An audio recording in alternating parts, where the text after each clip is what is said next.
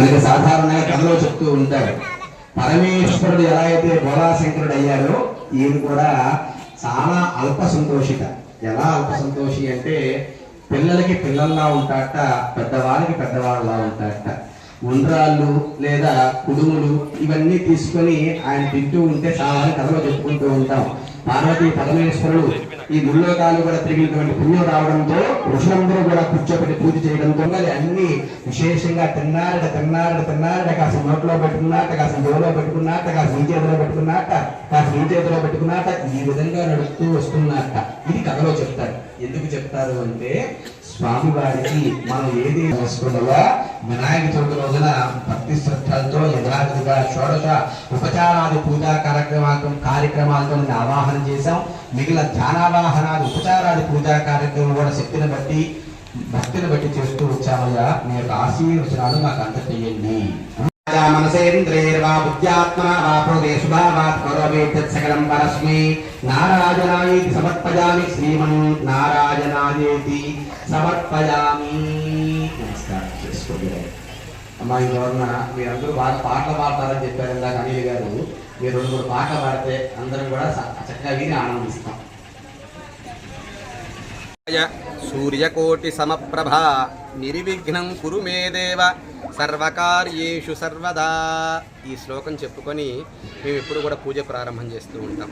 గత 15 సంవత్సరాలుగా 14 సంవత్సరాలు పూర్తి చేసుకొని 15వ సంవత్సరంలో అడుగుపెట్టాం. ఈ సంవత్సరం సాధారణంగా 1 సంవత్సరం 2 సంవత్సరాలు చేయాలంటేనే పందిర్లు చేయాలంటే నిర్వహించాలంటే ప్రసవ నొప్పులు పడుతూ ఉంటారు. కానీ మన గుంటూరు వారి తోట 4వ లైన్లో 14 సంవత్సరాలు పూర్తి చేసుకొని 15వ సంవత్సరం శ్రీ వరసిద్ధి వినాయక స్వామి వారి యొక్క స్వామివారిని ఏర్పాటు చేసుకొని ప్రతి సంవత్సరంలానే ఈ సంవత్సరం కూడా దిగ్విజయంగా పూజాది కార్యక్రమాలు ప్రారంభం చేశాం.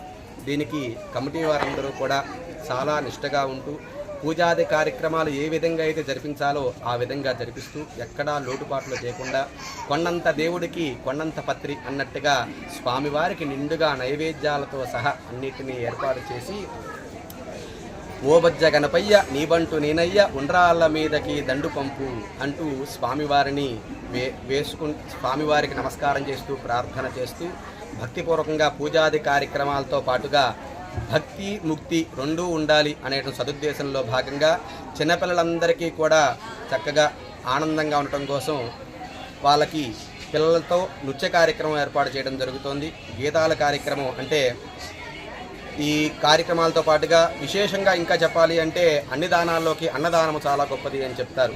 ఈ పందిరలో ప్రతి సంవత్సరం కూడా కొన్ని వేల మంది నిత్యం కూడా మనం ఏదైతే చివరి రోజు వీళ్ళు అన్నదాన కార్యక్రమం చేస్తారో అన్నదాన కార్యక్రమం అందరూ పాల్గొని గణేష్ మహారాజ్కి జై అంటూ స్వామివారిని మనసులో తలుచుకుంటూ పైకి గట్టిగా చెబుతూ అందరూ కూడా అన్నదాత సుఖీభవ అని దీవిస్తూ వెళ్తూ ఉంటారు. ఈ పందిరికి చాలా ఘన చరిత్ర ఉంది. ప్రతి సంవత్సరాలన ఈ సంవత్సరం కూడా పూజాది కార్యక్రమాలు యథావిధిగా ప్రారంభం చేశారు. ఈ సంవత్సరం కూడా స్వామివారి యొక్క ఆశీస్సులతో అందరం సుభిక్షంగా ఉండాలని మనస్ఫూర్తిగా కోరుకుంటున్నాం. జై శ్రీమన్నారాయణ. హర హర మహాదేవ. శంభో శంకర. అరుణాచల శివ. గత 15 సంవత్సరాలుగా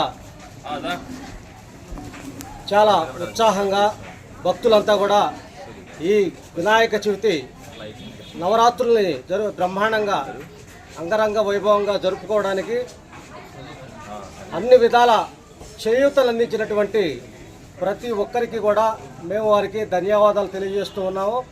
అలాగే మేము మా కమిటీ తరపున ఈరోజు ఈ వినాయక వ్రత నవరాత్రి ఉత్సవాలు సమాజంలో ప్రతి ఒక్కరిని ప్రతి సామాజిక వర్గాన్ని ప్రతి ఒక్కరిని కూడా కలుపుకుంటూ సోదర భావంతో అందరితో సహృదయంతో మెలుగుతూ అలాగే మన సనాతన హైందవ ధర్మాన్ని కాపాడుకుంటూ మన దేశం కూడా ప్రపంచ గురువుగా ఎదగాలని ఆ విఘ్నేశ్వరుని ప్రార్థిస్తూ మన హైందవ ధర్మం ఆచందార్థం విలసిల్లాలని కోరుకుంటూ మేము ఈ నవరాత్రి ఉత్సవాలని ప్రతి సంవత్సరం ఆనందోత్సాహాలతో ప్రపత్తులతో జరుపుకుంటూ ఉంటున్నాం. అలాగే రాబోయే రోజుల్లో కూడా ఆ విఘ్నేశ్వరుడు మాకు ఇలాంటి శక్తిని ఐకమత్యాన్ని యుక్తిని కలిగించాలని మేము కోరుకుంటున్నాం.